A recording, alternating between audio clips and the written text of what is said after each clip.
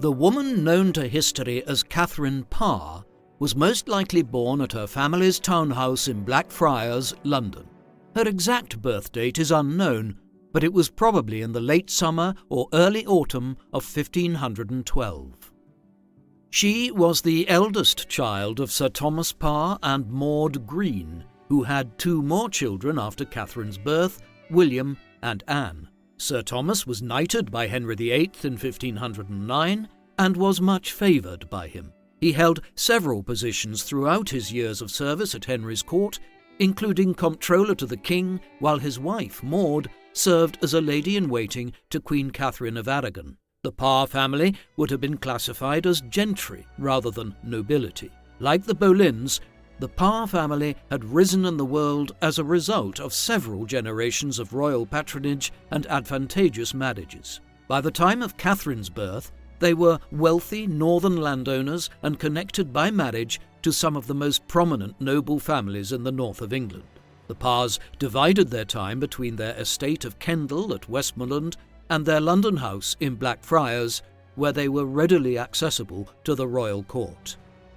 When Sir Thomas died in 1517, he left his widow and children with an ample estate, one that ensured that Maud would not have to remarry, which she never did. Instead, Maud poured her energy into raising and educating her children. Luckily for Catherine and her siblings, their mother was more progressive and better educated than most women of her background and station, and as a result, Catherine and her younger sister Anne received an education as thorough and rigorous as their brother William. In addition to being trained in courtly etiquette, dance, and perhaps music as well, all three Parr siblings were instructed in history, French, Italian, Latin, and perhaps additional academic subjects as well.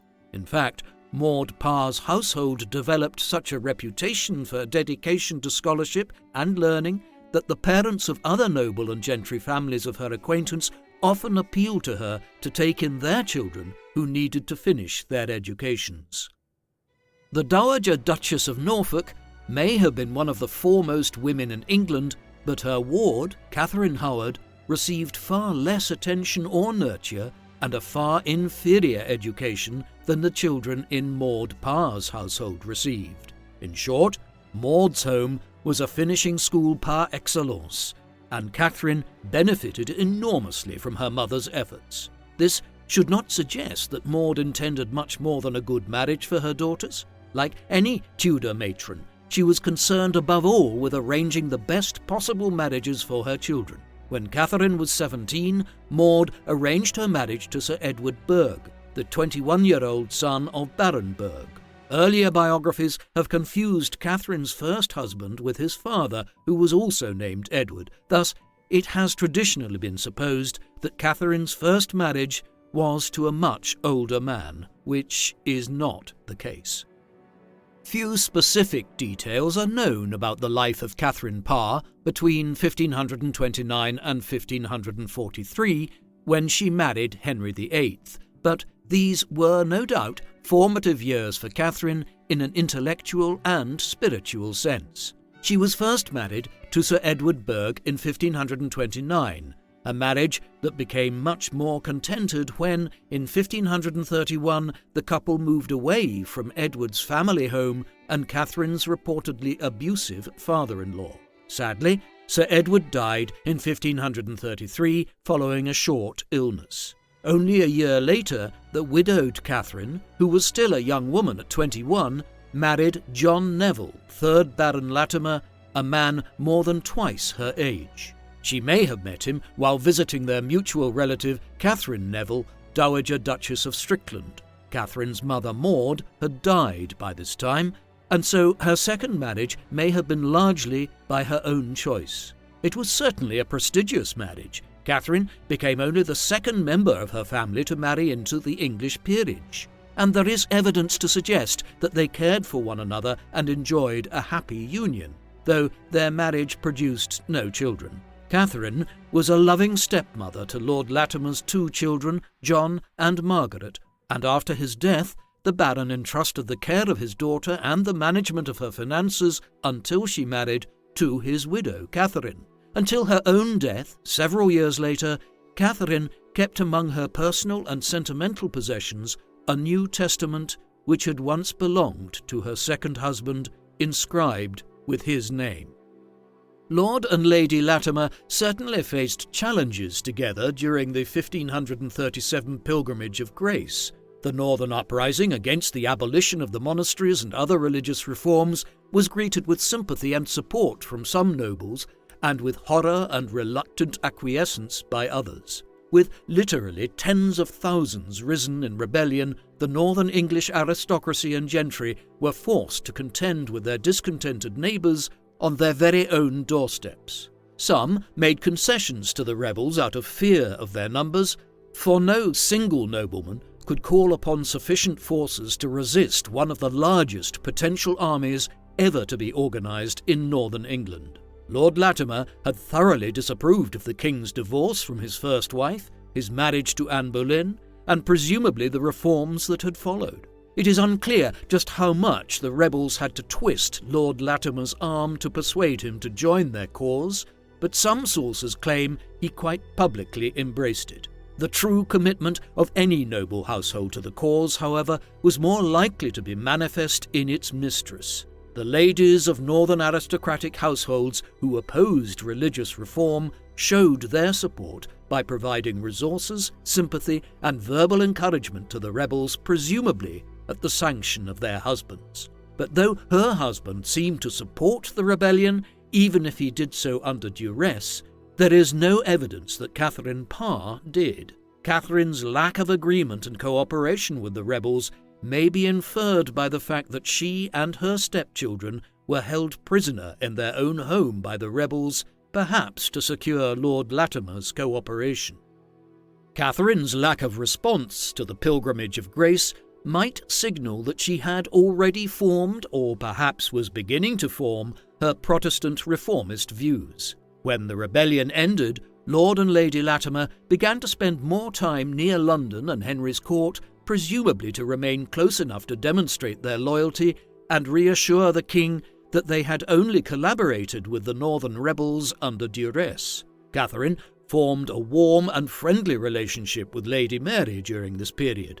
Additionally, Catherine's brother William and their sister Anne were both high in favour at court. Catherine's relationships with these allies no doubt helped to clear Lord and Lady Latimer of any hint of collaboration or treason with the rebels. It was in London in 1542 that Catherine first met Sir Thomas Seymour, brother of Queen Jane Seymour. It was generally known at that time that Lord Latimer was in ill health and likely to die soon, and the knowledge that Catherine was soon to be a very rich widow may have sharpened Seymour's interest. Thomas was described by contemporaries as very handsome and charming, but also highly ambitious and often unscrupulous in pursuing his aims. How much he truly cared for Catherine is unclear, but Catherine clearly fell for him, as one of her surviving letters to Seymour testifies. She claimed that she had fallen in love with him and wanted to marry him, even before the king offered her marriage. And Henry most likely knew that he had competition for Lady Latimer's hand, as he, seemingly without warning, offered Sir Thomas Seymour a handsome promotion and sent him to serve abroad in the Netherlands once Lord Latimer had died and Catherine had emerged from her mourning. Less than 6 months after Lord Latimer's death, Henry and Catherine were married in the Queen's closet at Hampton Court Palace on the 12th of July, 1543. Why did she accept his proposal? Was she afraid of what it might mean if she refused the king? This seems a likely consideration in view of Henry's character and reputation. Some of her biographers believe that she accepted Henry's proposal as part of a religious mission to facilitate the advance of reform in England by being a subtle but committed advocate for Protestant values. The warm relationship she had developed with Lady Mary in the previous few years may have played a role as well. Mary's mother, Catherine of Aragon, had stood as Catherine Parr's godmother, and it was for Henry's first queen that Sir Thomas and Maud Parr had named their daughter. Catherine may have been motivated by a sense of duty to the young woman she had befriended, to the girl's departed mother, and perhaps to Henry's younger children as well, who were no less in need of a loving mother figure in their lives. Catherine adapted to her new position as Queen Consort quickly and well. She and Henry embarked on a honeymoon progress which lasted for most of the latter half of 1543. Henry took pride not only in his new wife's virtue and intelligence, he also admired her beauty. There are at least 3 portraits that have been confirmed to correctly depict Catherine Parr: the Melton Constable or Hastings portrait, a full-length portrait attributed to Tudor court painter Master John, and a half-length portrait currently residing at the National Portrait Gallery in London.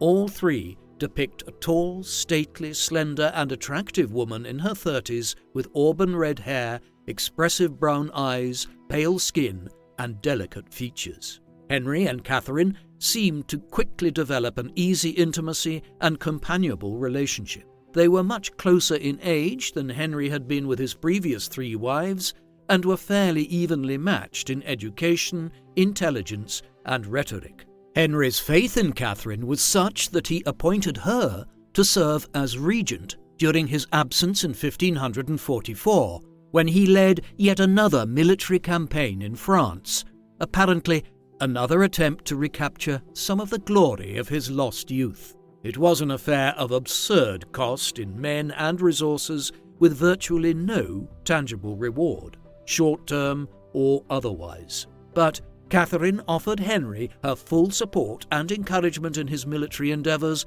ably and intelligently managed affairs of state as regent, and faithfully kept Henry informed of all developments while he remained in France. She greeted the king's return as that of a conquering hero, and he, in turn, commended her efforts and stewardship on his behalf during his absence. In a move that shows real trust, Henry did not seek to bar Catherine from his chambers during his periodic bouts of illness, largely centering around his old leg wound. The Queen willingly and ably nursed Henry, just as she had nursed Lord Latimer through his final illness. It seemed Catherine could rise no higher in her husband's favour, and this may have given her the confidence to pursue her goals to influence reform more openly. Her attempts to do so eventually placed Queen Catherine in the same danger into which both Anne Boleyn and Catherine Howard before her had fallen. Like all of her predecessors, Catherine Parr at first exercised power rather minimally. She elevated her family members by appointing them to positions in her household, including her siblings and stepchildren. Her sister Anne, Lady Herbert, who had served both Anne of Cleves and Catherine Howard, was made principal lady-in-waiting, and her brother William was made Earl of Essex. But more significantly, Catherine also made subtle efforts to promote the cause of Protestantism by appointing reformers to key positions, including her personal chaplain and the tutors assigned to teach the Lady Elizabeth and Prince Edward. Henry, who was as well educated as his new queen, was impressed by her learning and intellectual sophistication and readily sought her advice on his children's education, but he was, at that point in time, probably unaware of how deeply committed Catherine was to the cause of religious reform. Henry knew that Catherine was pious and that she was no Catholic sympathizer, but it would not become clear to him until 1546 how strongly his wife favoured the reformist cause. But while Henry was, in a doctrinal sense, more religiously conservative than his wife, his main problem may have been with her increasing habit of being outspoken and of challenging him, especially on religious matters and on policy. In 1544, Catherine anonymously published an English translation of Bishop John Fisher's Latin text, Psalms and Prayers. The following year, she published Prayers and Meditations under her own name, and her English translation sold remarkably well. Henry appreciated and admired Catherine's learning and public virtue, and seemed to find her conversation stimulating for the most part, but her growing popularity may have irked him, especially as she grew bolder in her arguments and challenges on religious matters. Henry might even have felt some jealousy upon receiving as a New Year's gift in 1546 a Latin translation of his wife's enormously popular book from his daughter Elizabeth, who may have seemed, to Henry, to admire her stepmother more than she did her father. Catherine's increasingly bold speech eventually produced open grumbling from him that he should be lectured and condescended to by his wife on matters that were, according to his own policy, within his power alone. When religious conservatives like Bishop of Winchester Stephen Gardiner and Lord Chancellor and Earl of Southampton Thomas Wriothesley approached Henry with allegations of the Queen's supposedly heretical leanings, which appeared far more extreme than the Act of 6 Articles allowed, the king seemed fairly well disposed to entertain their suspicions. He even permitted Wriothesley to issue a warrant for her arrest and interrogation. Luckily for Catherine, the warrant was never served. The document was first waylaid by means of an unknown servant and delivered directly into Catherine's hands instead. Panicked, she collapsed into weeping and resolved to try as hard as possible to at least appear to conform to Henry's will. When he confronted her about her temerity in challenging him and her refusal to allow herself to be instructed by England's religious authorities, namely himself, Catherine eloquently protested that she had only argued with Henry in order to benefit from his superior wisdom, as well as to distract him from the painful trials of his recurring illness, which had been continually plaguing him of late. She then affirmed that her duty and her place was to honour and respect Henry's authority. Interestingly, these claims were probably not just lip service from Catherine or a clever ploy to save her skin. Catherine may have been considered by some to be a radical in her own time for her Protestant views, but her perspective on the role of women was quite conventional for the Tudor period. This was made clear in the Queen's religious treatise published after Henry's death in 1547, Lamentations of a Sinner, which, though it strongly espoused reformist doctrinal views, was actually quite traditional in its attitudes to women's roles. Catherine believed that women should be taught to read and understand the scriptures, but simultaneously exhorted them to remain silent and obedient to their husbands in all things. Henry was generous to his wife in his will, bequeathing to her a lavish annual income of £7,000, as well as the right to retain the royal jewels during her lifetime. Following Henry's death and Catherine's prompt retirement from court, Thomas Seymour, who had recently been made first Baron Sudeley, re-entered Catherine's life almost immediately. Before she was even out of mourning for Henry, the two were quietly married sometime in May 1547. Thomas's brother Edward, who had been made Lord Protector during the new King Edward VI minority, was furious with both his brother and the Dowager Queen. Their hasty marriage could have made it difficult to judge the paternity of any child Catherine might have within 9 months of Henry's death, which had only just occurred at the end of January. Moreover, Thomas Seymour's act of marrying the Dowager Queen in secret and without the permission of the Regency Council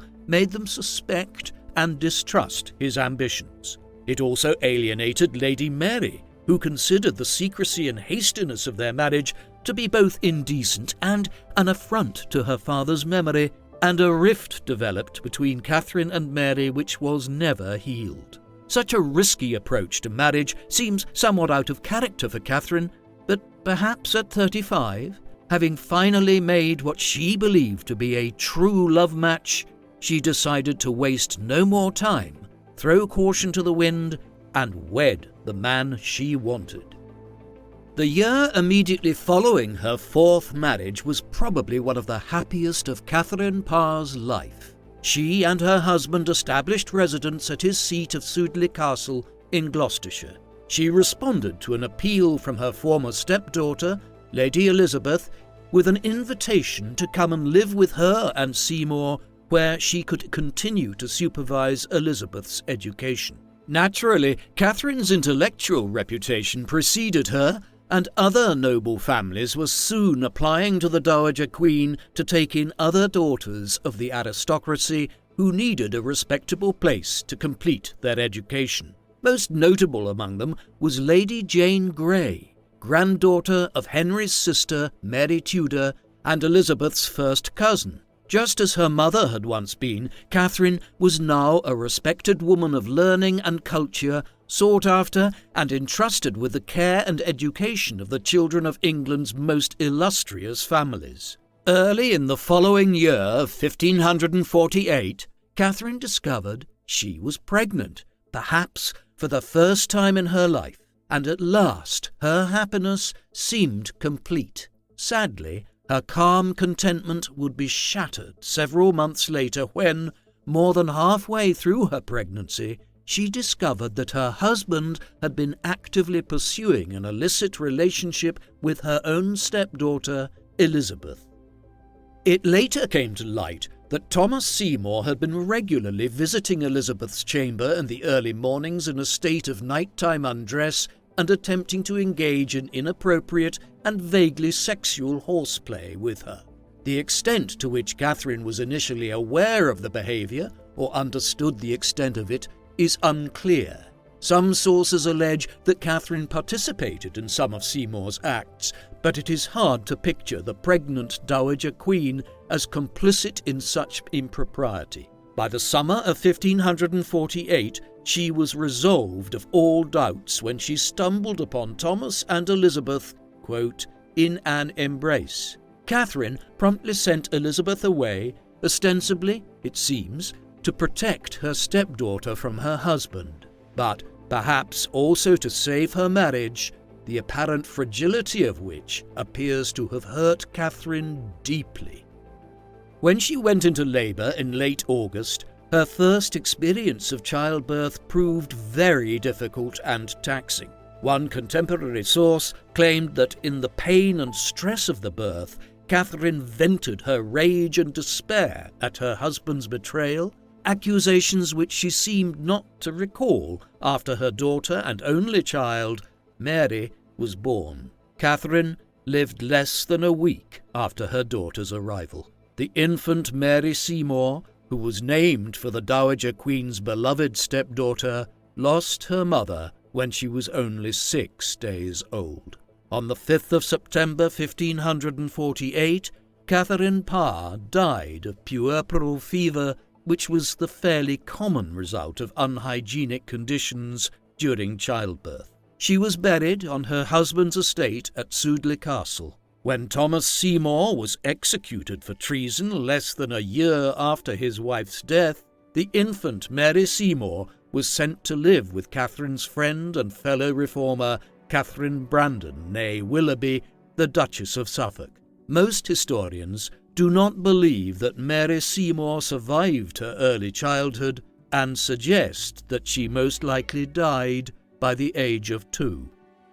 Catherine Parr has traditionally been credited with a broad and impressive legacy. It had been partly her influence that had led Henry to reinstate his daughters to the succession. Her contributions to the growth of Protestantism in England have traditionally been celebrated by reformers who continued to promote their cause after her death. She was one of the most educated and respected women of her age and class, an impressive achievement for a woman whose family had only been knighted gentry for 3 generations.